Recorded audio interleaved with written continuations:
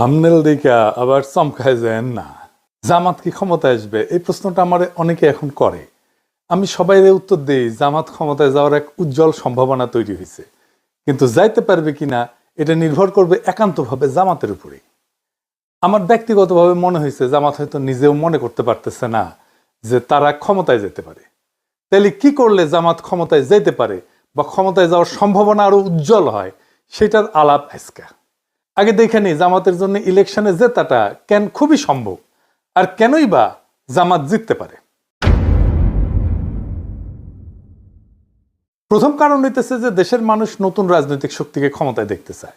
বিএনপির বিগত সময়ের শাসনের স্মৃতি এখনো দগদগে ক্ষতর মতো এক প্রজন্মের মনে জায়গা আছে।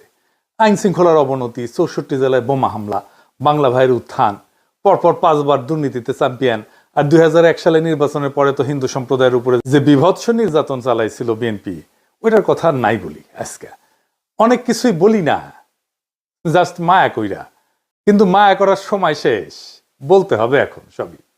এই সপ্তাহে একটা প্রজন্মের মনে জল জ্বলে। এছাড়াও বিএনপির রাষ্ট্র চালানোর অদক্ষতা ছিল প্রকাশ্য।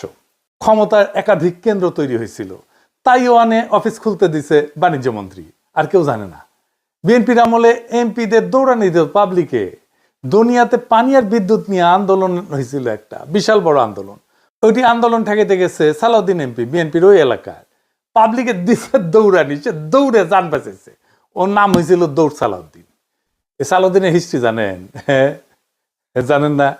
ওই বিএনপির জামাই কোটার যে বুদ্ধিজীবী নিজের এলিট মনে করে, আর লিখেছে আমি নাকি বাঙ্গু এলিটদের ভ্যালিডেশন চাই।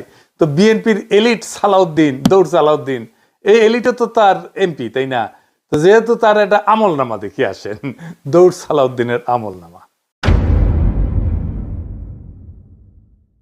এই দৌড় সালাউদ্দিন এইচএসসি পাশ কইরা একটা জীবন বীমা কোম্পানির চাকরি করত। বীমা কোম্পানি একটা মাঠকর্মী ছিল, মানে ওই যে যে মানুষের দূরে দূরে যে তার ইন্স্যুরেন্স করাইতো, তারপর একটা কমিশন পাইতো। মুজিবও কিন্তু একই জিনিস ছিল আর কি। তো পরে চাকরি করা অবস্থায় একটা ট্রাক কিনে একটা রাশন ট্রাক না করলে, ওই যে ক্ষুদ্র ভাতরা আবার রেশন ট্রাক দেখতে চায়, রাশন ট্রাক না, এগুলা এগুলা ঝরঝরা ট্রাক আর কি। এই ট্রাক দিয়ে ওর শ্যালক লুৎফর রহমানের একটা ইট ভাটা ছিল, ওই ইট ভাটায় মালামাল দিত আর কি। আর লুৎফর রহমান কে ছিল জানে? শ্যামপুর ইউনিয়নের চেয়ারম্যান ছিল, আওয়ামী লীগের সভাপতি ছিল। তারপরে তো সে ড্যামরা, সায়দাবাদ, যাত্রাবাড়ি বাস টার্মিনাল এটার মাথা হয়ে দাঁড়ায়। একটা ট্রাকের মালিক আস্তে আস্তে আরো ট্রাক করতে করতে অঢেল সম্পত্তির মালিক হয়। আর ট্রাক ব্যবসার আলালে